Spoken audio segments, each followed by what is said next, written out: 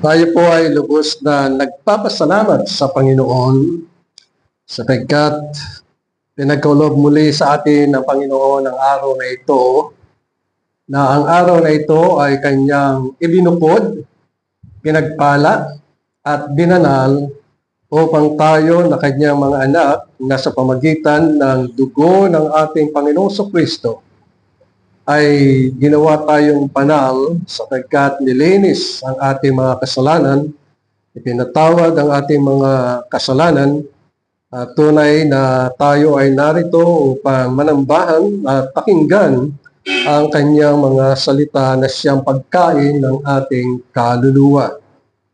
Sa umagang po ito ay nais ko pong buksan natin ang ating mga banal na kasulatan sa unang sulat ni Juan sa Kapitulo 5 at nais ko pong basahin ang talatang 1 hanggang talatang 8. Unang Juan, Kapitulo 5, talatang 1. Ganito po ang siyang isinasaad: ang sinumang nananampalataya na si Jesus ay siyang Kristo ay ipinanganak ng Diyos.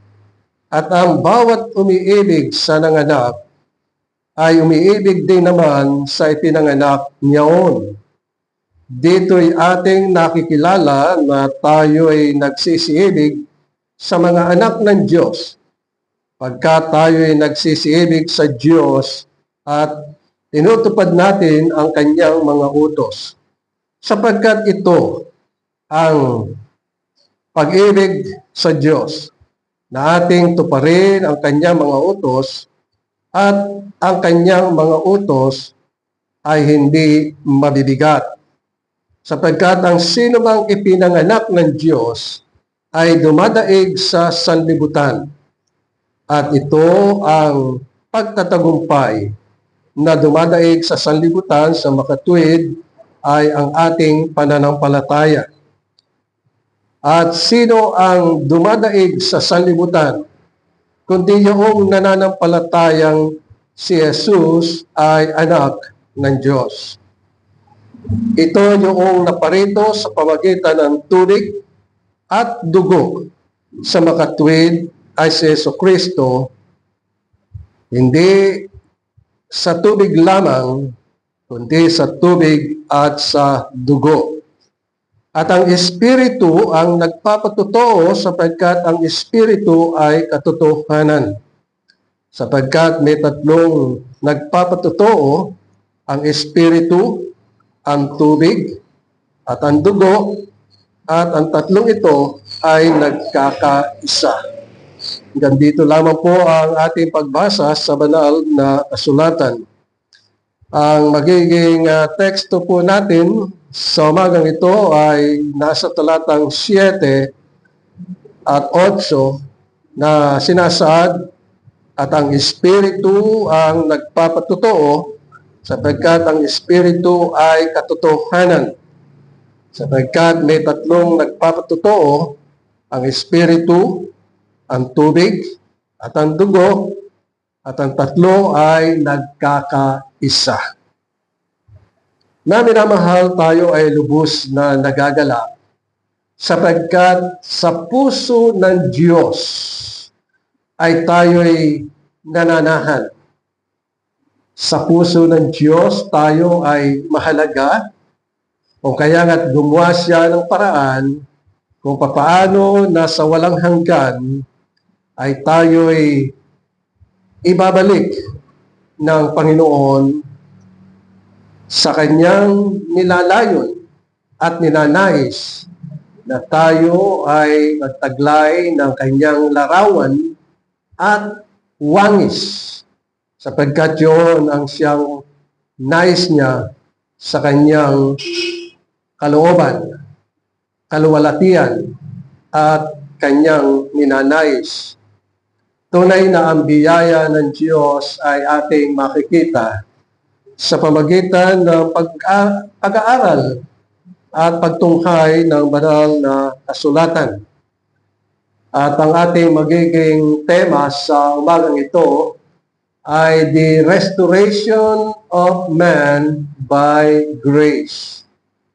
Yung maibalik muli yung plano ng Diyos, yung panukala ng Diyos, ayon sa kanyang minagaling, ayon sa kanyang kalooban, ayon sa kanyang ninanais, at para sa kanyang sarili, na makasama niya ang kanyang mga anak na mga hinirang at kanyang pinagpala, at ito ay sa pamagitan ng kanyang saganang biyaya sa pamagitan ng ating Panginoong Hesukristo. Tunay na nadadama natin na ang tao ay bumaksak sa kanyang kinalalagyan dahilan sa kasalanan at dahilan sa kanyang paglayo at pagsuway sa kalooban ng Diyos, at ating masusumpungan na ang Diyos sa kanyang kahabagan, ang Diyos sa kanyang dakilang pag-ibig ay tayo'y muling ibinalik sa kanyang ninanais ng ating pamumuhay ay maging ayon sa kanyang larawan at wangis. O kaya nga nais ng Panginoon na makita na mga mananampalataya ay image bearer ng Diyos.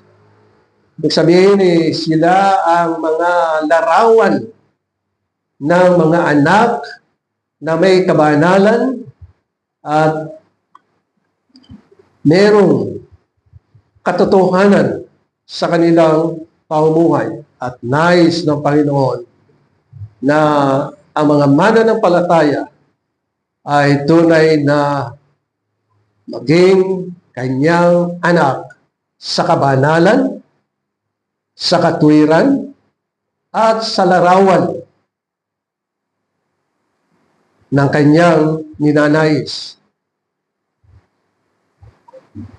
Tatlong bagay ang ating nais na talakayin sa umagang ito. Ang una ay yung introduction. Pangalawa ay yung gawa ng Trinity o ng tatlong persona, at ang pangatlo ay yung kapanganakan ng tao o regeneration. Unang-una ay tinutukoy ng banal na kasulatan na ang tao ay nilalang ng Diyos ayon sa kanyang larawan, ayon sa kanyang wangis, na nagtataglay ng kabanalan at katwiran at tunay na kaalaman sa Diyos. Ito ang nilalayo ng Diyos. Ito ang pagnanais ng Diyos. Ngunit, nakita natin sa banal na kasulatan at maging sa ating pag-aaral kung paano na ang tao ay nalaglag sa pagkakasala dahilan sa sulsol ng Diablo. At dahilan sa ang tao ay nagkasala, nawala ang larawan. At gayon din ang wangis ng Diyos, sapagkat ang tao ay naging masama, walang mabuti sa tao. Ikalawa ay siya'y namatay, tulad na sinabi ng Panginoon, sa oras na kainin mo yan, ay ikaw ay mamamatay, at immediately, kapag daka, ang sabi sa banal na kasulatan, siya ay namatay.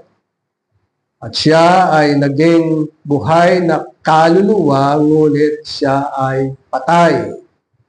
At siya ay nasa ilalim ng paghuhukom, at siya ay nasa ilalim ng sumpa. O kaya nga, ang tao, simula nang siya ay magkasala, siya ay spiritually dead, patay.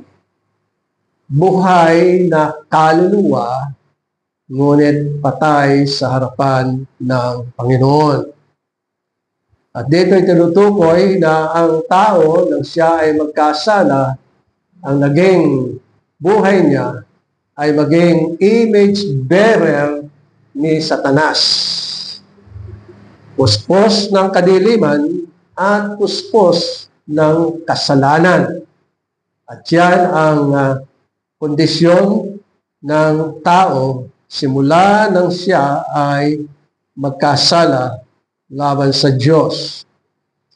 O kaya nga't bihasa tayo na makita ang isang tao na masama. Walang mabuti sa kanya sapagkat sinunod niya ang sulsol ng dyablo.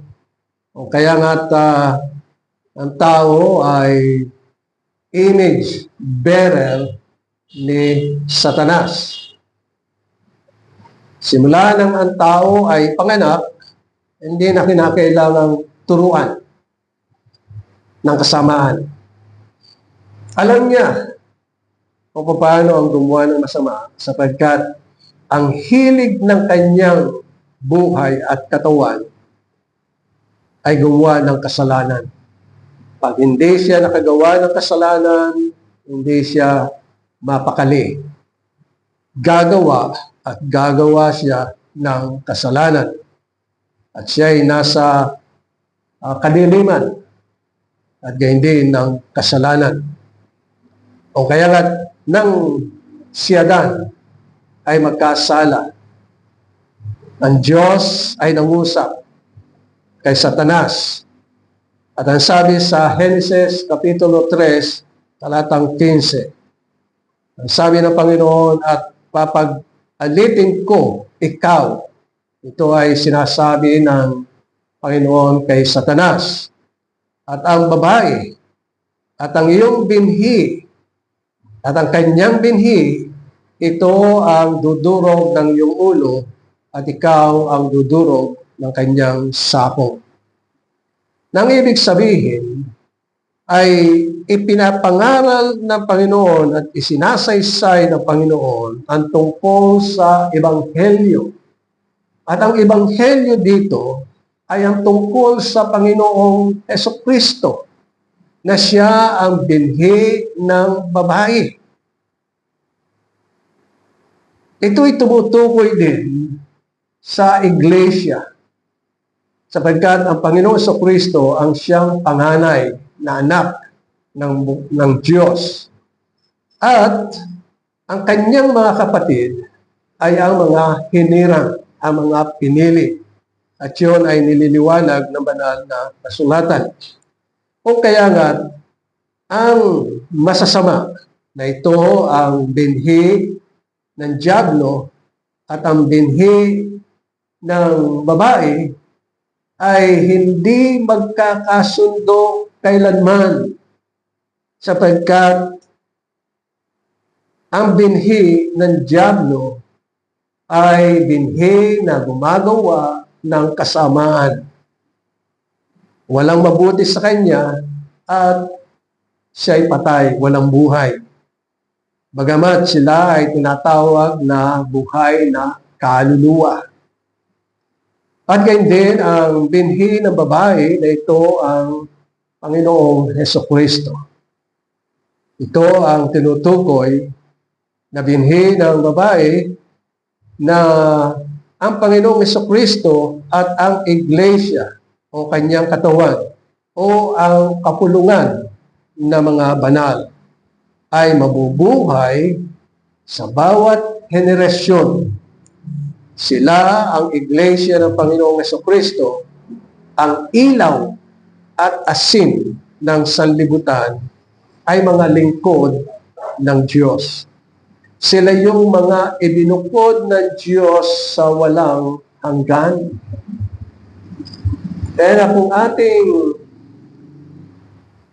babasahin ang nasa Efeso Kapitulo 1, talatang 3 at 4 at saka mga sumusunod na mga talata, ay doon ay napapahayag ang tungkol sa pagpili ng Diyos. Alam niyo, kung minsan, lagi natin nadidinig ang pagpili at tayo lubos na nagagalak. Nagpapasalamat sa Panginoon. Sapagkat sa walang hanggan, tayo ay kanyang hinirang. Nagpapasalamat tayo. Yun ang ating pasimula. Sapagkat sa pamagitan ng dugo ng Panginoon, tayo kanyang mga anak. Hindi tayo anak ng dyablo. Hindi tayo ay mga anak ng Diyos sa pamagitan ng ating Panginoong Jesucristo.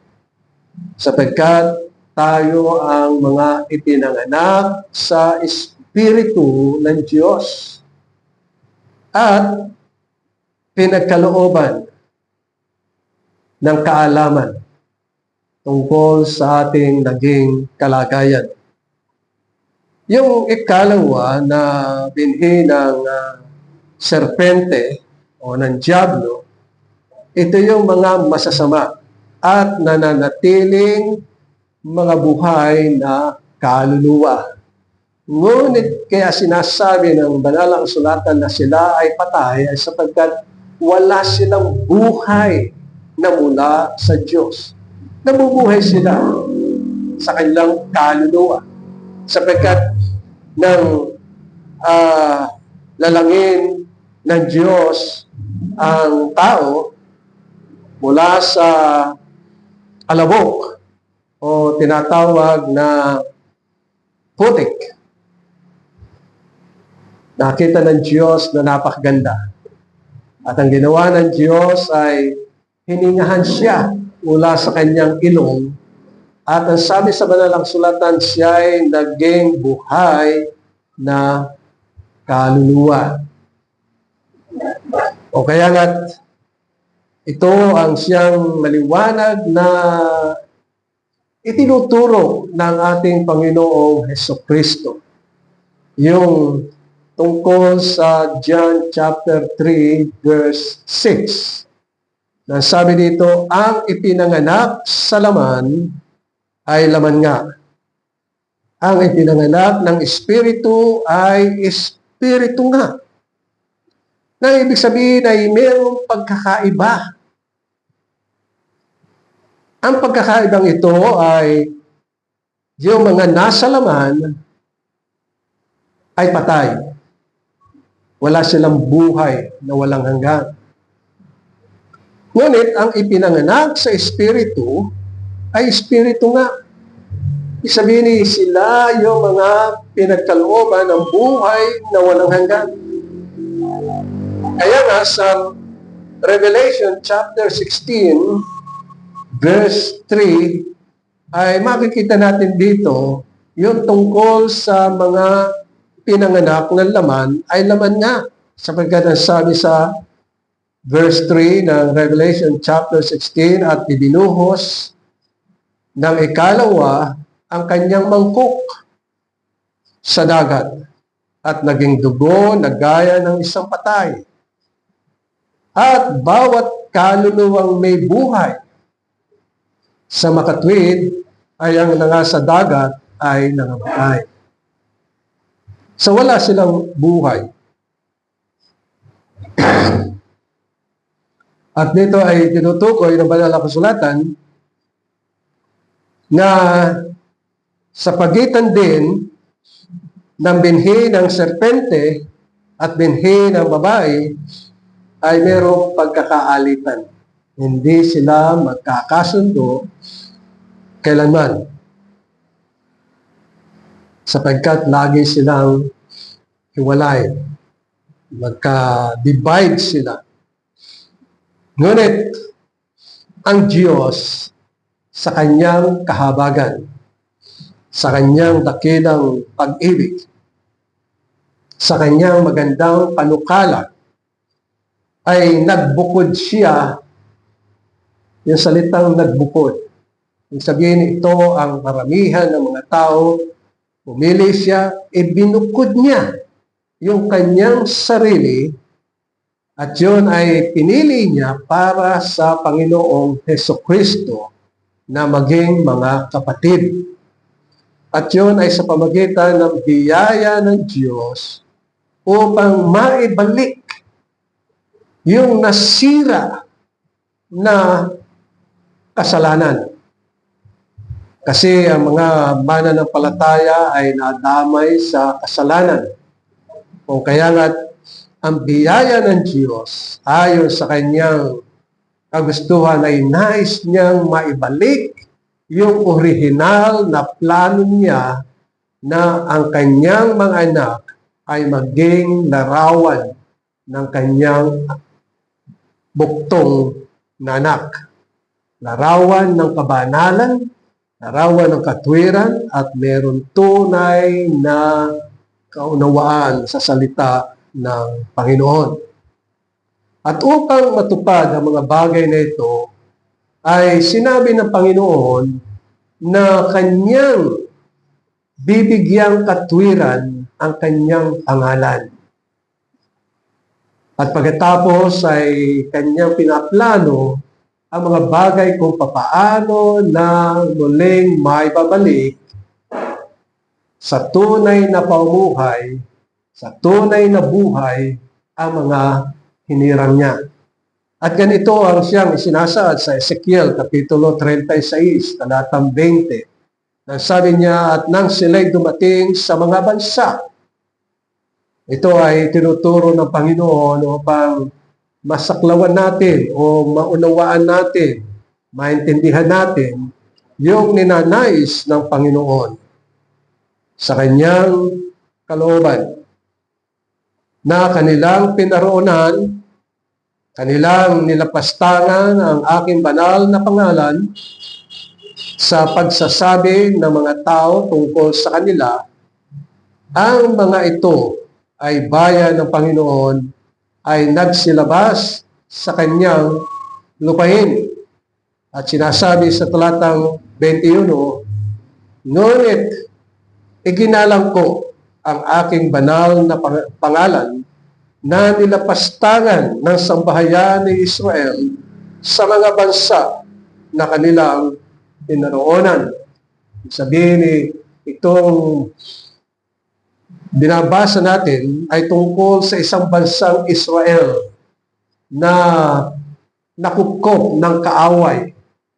At sila'y dinalang bihag doon, ngunit sila'y mayroong pangalan, Israel.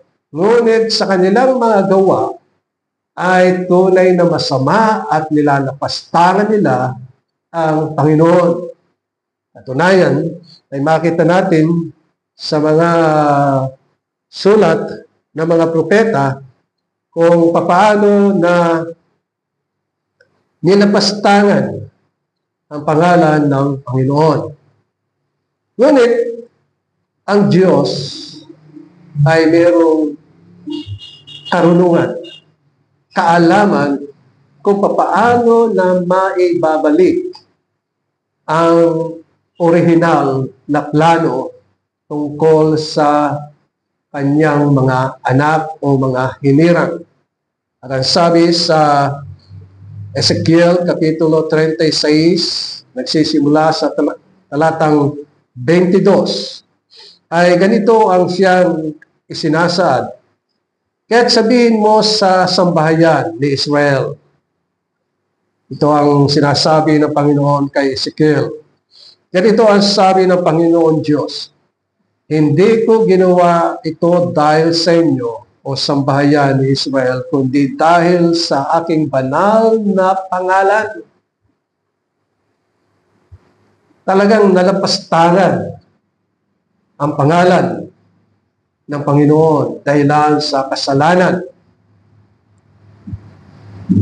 At dahilan dito ay sinasaad na inyong nilapastangan sa mga bansa na inyong pinaroonan. At sa talatang 23, at aking babanalin ang aking dakilang pangalan na nalapastangan sa mga bansa na inyong nilapastangan sa gitna nila. At malalaman ng mga bansa na ako ang Panginoon, sabi ng Panginoon Diyos, pagka ako'y aaring banal sa inyong harap ng kanilang mga mata.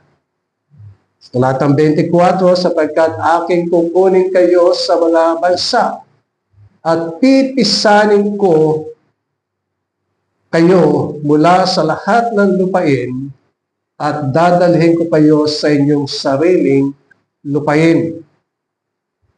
Talatang 25, at ako'y magwiwisik ng malinis na tubig sa inyo at kayo'y magiging malinis sa buo ninyong karumihan at sa lahat ninyong mga Diyos-Diyosan, lilinisin ko kayo. At sinasabi sa talatang 26, bibigyan ko rin naman kayo ng bagong puso at lalagyan ko kayo ang loob ninyo ng bagong diwa at aking aalisin ang batong puso sa inyong katawan at aking bibigyan kayo ng pusong laman. At sa talatang 27, at aking ilalagay ang aking espiritu sa loob nyo at palalakasin ko kayo ayon sa aking mga palatuntunan at inyong iingatan ang aking mga kahatulan at isagagawa. Dito mga minamahal ay tinutukoy ng Panginoong Diyos ang tungkol sa magiging pagbabago at kung papaano na kanyang muling maibabalik ang kanyang panukala. At ito ay sa pamamagitan ng pagbabago ng kanilang mga puso. Dito ay tinutukoy na sila ay wiwisikan ng malinis na tubig. Makikita natin, ito ay merong kaugnayan doon sa binasa natin kanina sa unang Juan, Kapitulo 5, talatang 1, na sabi dito, ang sino mang nananampalataya na si Jesus ang siyang Kristo ay ipinanganak ng Diyos at ang bawat umiibig sa nanganak ay umiibig din naman sa ipinanganak niyaon. At dito'y pinatotohanan sa talatang 7, ang Espiritu ang nagpapatotoo sapagkat ang Espiritu ay katotohanan. At ang sabi dito sa talatang 8, sapagkat may tatlong nagpapatotoo, ang Espiritu, ang tubig, at ang dugo. At ang tatlo ay nagkakaisa. Ito yung tinutukoy sa talatang 6. Nasabi dito, iyong naparito sa pamagitan ng tubig at dugo sa makatwid ay si Jesucristo.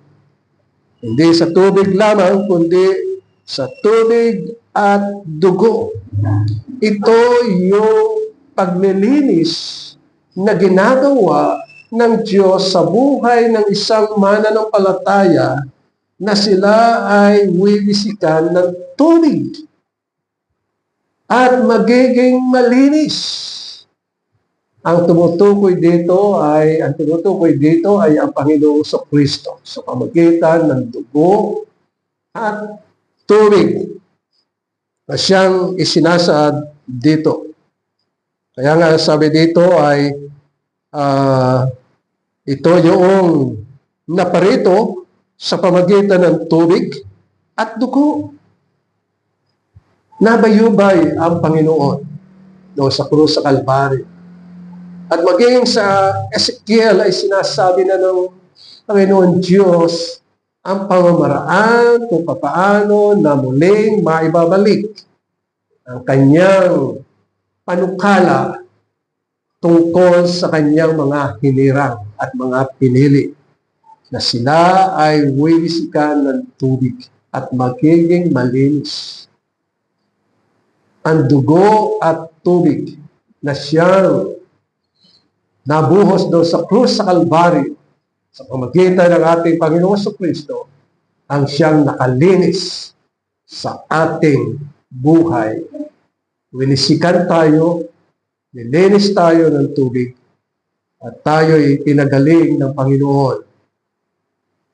Kung kaya nga dito ay nagpapahayag kung gaano kayaman ang awa o kahabagan ng Diyos sa atin. Imagine, sa walang hanggan, ipinadama na ng Panginoon ang kanyang mayamang awa sa atin.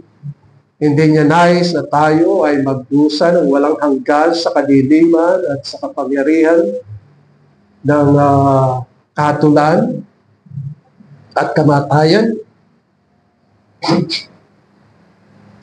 O kaya nga sabi sa Efeso Kapitulo 4 o Kapitulo 2, talatang 4, ay sinabi dito, ngunit ang Diyos palibasay mayaman sa awa dahil sa kanyang malaking pag-ibig sa kanyang inibig sa atin. O kaya nga ito ang siyang sinasaad ng Panginoon. Yung paano na may babalik ay sa pamagitan ng kapanganakan sa Espiritu. Ito ang pinaliwanag ng ating Panginoon tungkol sa kapanganakan o regeneration o pagbabago. At sabi sa John chapter 3, verse 3, ang sabi dito, sumagot si Jesus at sa kanya sinabi, katotohanan, katotohanan, sinasabi ko sa iyo, maliban ng tao'y pinanganak na muli, ay hindi siya makakakita ng kaharian ng Diyos. So dito sa talatang 3 ay sinasaad na malibang ipanganak na muli,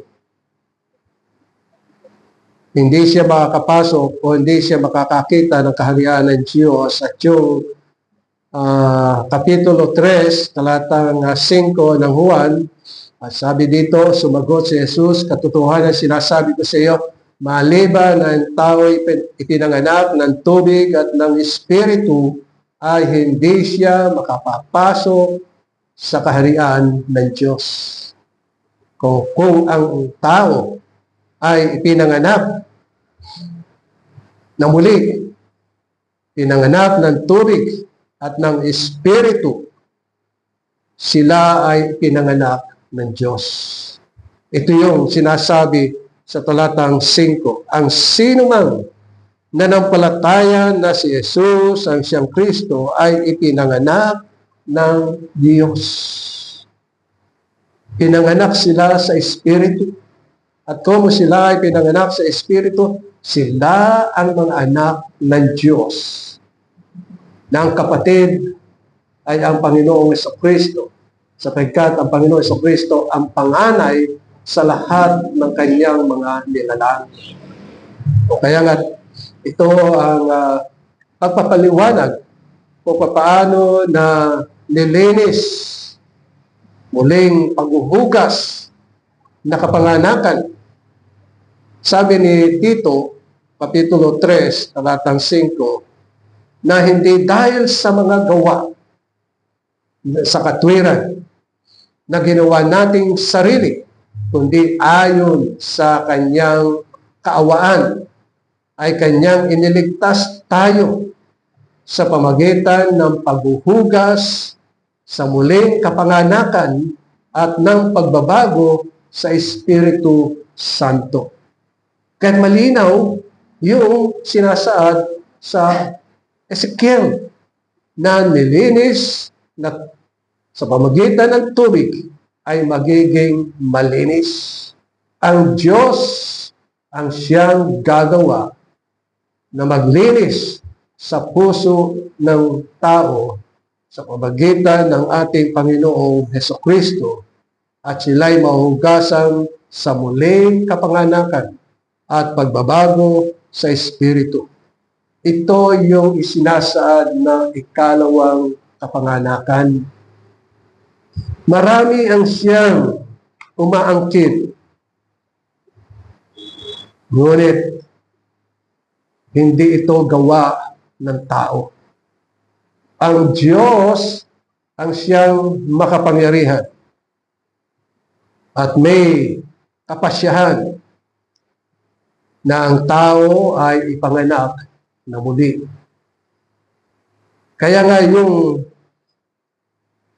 tinutukoy sa sulat ni Juan, Kapitulo 1, talatang 12, ang sabi dito ay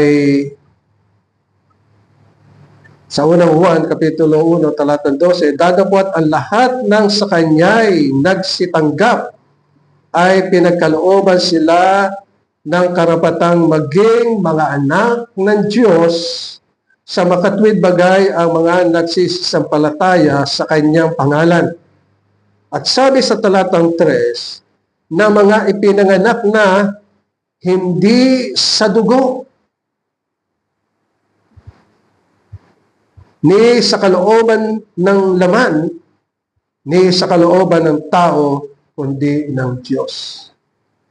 Ito yung sinasad na muli kapanganakan, ikalawang kapanganakan na isinasad sa banal na kasulatan. O kaya nga tunay na yung pagbabalik ng Diyos sa kanyang panukala na ang tao ay maibalik sa tunay na larawan at wangis, ito ay gawa ng Panginoon. Kaya nga't sinasaad dito ang tungkol sa regeneration. Sapagkat yung binasa natin sa Ezekiel, ito ay regeneration. Kapanganakang muli na siyang tinutukoy ng banal na kasulatan. Diyos ang siyang magwiwisik. Diyos ang siyang maglilinis sa atin sa pamagitan ng dugo at tubig na siyang ililinis sa atin. Ang dugong yun ay dugo ng ating Panginoong Jesucristo. Ang tubig, kasi ang dugo ng tao ay may taglay na tubig. Dugo at tubig. At yun ay tumutukoy sa Panginoong Jesucristo. At yun ang siyang naglilinis at maglilinis sa buhay ng isang tao. O kaya nga, ang paglilinis ay sinabi dito na magiging malinis. Walang kapintasan. Walang kasalanan. Sila ang tinatawag na banal. Kaya naman tinatawag na banal ay sapagkat sila ay nilinis. Itinatawad ang kanilang mga kasalanan. Na ang inilinis sa kanila ay ang dugo at tubig ng Panginoon. Kaya't maliwanag yung sinasabi dito sa talatang 6, ito yung naparito sa pamagitan ng tubig at dugo. So, sino ang tinutukoy dito kundi ang Panginoong Jesucristo? Yung kanyang dugo. At kung babasahin natin ang Hebreo, ay makita natin na inihambing ang dugo ng hayop na siyang inihandog sa lumang tipan. Ngunit, hindi makalilinis. Bagamat kanilang ginagampanan ng mga bagay na yun ayon sa kalooban ng Diyos, sila'y nakatingin sa isang kordero ng Diyos na siyang nagbigay ng kanyang sarili at maglilinis sa bawat isa na nananampalataya sa kanya ng tubig at dugo. Kaya nga't nililinaw dito sa talatang 6, ito yung naparito sa pamagitan ng tubig at dugo. Ang Panginoon sa Kristo ay pinagkaloob ng Diyos. Ibinigay siya sa atin upang linisin tayo sa ating mga kasalanan, upang linisin tayo sa lahat ng ating kasamaan, kalikuan, at pagsasalansang sa kalooban at mga salita ng Panginoon. Kung kaya nga sabi dito, ito yung naparito sa pamagitan ng tubig at dugo. Sa makatwid ay si Hesus Kristo. Hindi sa tubig lamang, kundi sa tubig at dugo, at ito'y pinatotohanan ng banal na Espiritu. Kaya ang banal na Espiritu ay ipinagkaloob sa mga mananampalataya na nagpapatuto, ito ang aking anak. Sila ang mga anak ng Diyos. Nagpapatuto.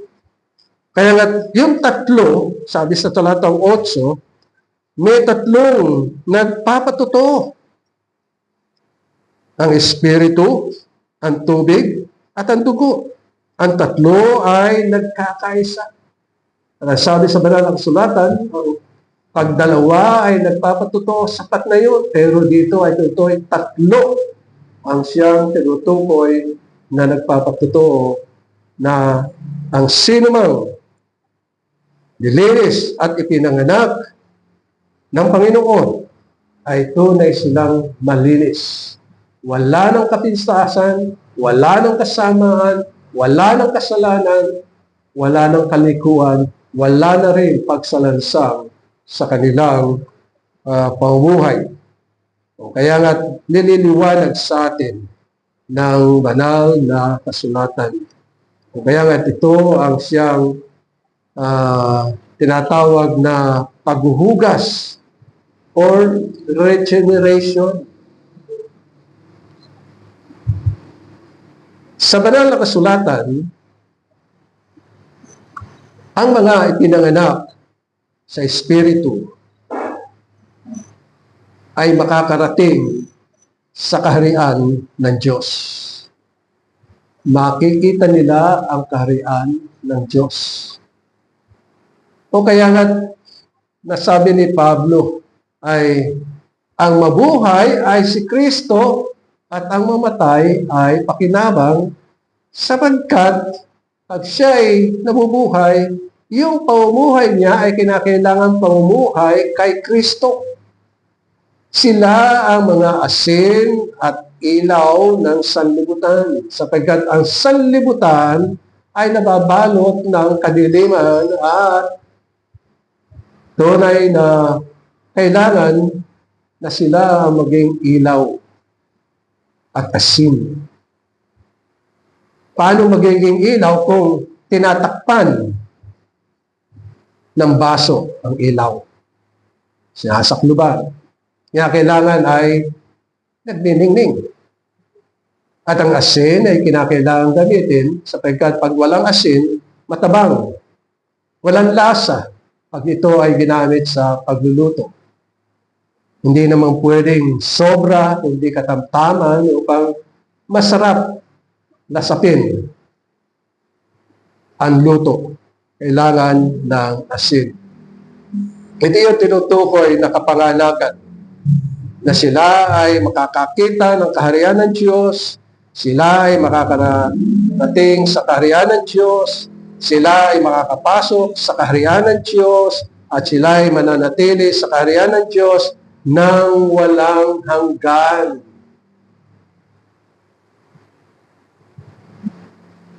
Kung kaya nga ito ang siyang pagbabalik loob na ginagawa ng Panginoon sa pamagitan ng pangarang ng Ebanghelyo at pagsamba sa ating Diyos sa Espiritu at sa katotohanan. Sa pamagitan ng biyaya ng Diyos sa mga mananampalataya ay umiibig sa kapwa mananampalataya na siyang tinutukoy dito sa talatang 2. Nang sabi dito, dito'y ating nakikilala na tayo'y nagsisiibig sa mga anak ng Diyos. So may mga anak ng Diyos na nasa ibang bulungan. Ibig sabihin tinuturing ng Panginoon na mga mananampalataya ay mga tupa. At sa pag-aalaga ng tupa, may mga kulungan. Ito yung tinutukoy ng Panginoon na mga mananampalataya na hindi natin kasama dito, pero naroon siya, pinapatnubayan sila ng Panginoon. At sa pamagitan ng mga bagay na ito, kinakailangan ay tayo nagsisibig sapagkat sabi dito'y ating nakikilala na tayo ay nagsisibig sa mga anak ng Diyos. Pag sinabi nating anak ng Diyos, ibig sabihin, sila'y ipinanganak na muli. Ang bunga ng kapanganakan ay nakikita sa kanilang pamumuhay tulad ng sinasabi sa Galatia Kapitulo 5, talatang 22 at talatang 23. At sila'y nagsisiibig sa Diyos at tinutupad nila ang mga utos ng Diyos. Talatang 2. At sa talatang 3, sapagkat ito ang pag-ibig sa Diyos, nating tuparin ang kanyang mga utos. Tungkulin natin, mga minamahal, na sumunod tayo sa Panginoon. Sa pamumuhay natin araw-araw, gawin natin ang kaaya-aya at kalugod-lugod sa Panginoon. At yung utos ng Panginoon ay hindi mabigat sapagkat sabi dito, ang kanyang mga utos ay hindi mabigat.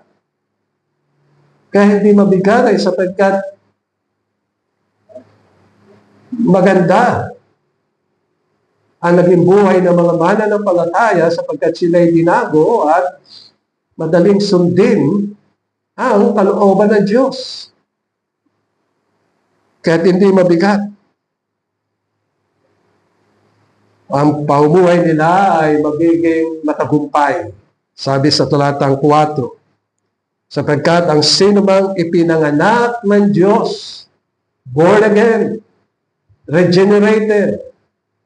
At sinasabi dito, may paghuhugas ng kapanganakan. Tulad ng sinasabi sa Timoteo, na paghuhugas na sa muling kapanganakan at ng pagbabago na sa Espiritu Santo. At ang sabi dito ay, sapagkat ang sinumang ipinanganak ng Diyos ay dumadaig sa sanlibutan. Alam natin ang tungkulin ng gawain ng sanlibutan. Ang sanlibutan ay nasa gawain ng kadiliman. Tingnan nyo sa paligid. Mamili lang kayo sa paligid. Sa pamilihan. Ang dami magagawa. Yung mga nagtitinda, makakakita kayo na nandadaya ng timbangan para yung kanilang mga isda ay mananatiling sariwa, mayroong chemical na iniligay. At kuminsan ay yung ilaw, ang ilaw na tumatanlaw doon sa mga isda ay nagpapabago, nagiging ang tingin mo ay sariwa, pero pagdating mo sa bahay, hampok na pala.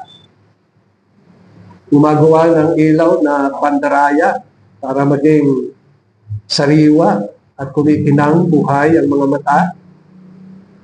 Ganyan din sa mga gulay ay winibisikan nila ng mga chemical na mga timbangan ay kulang.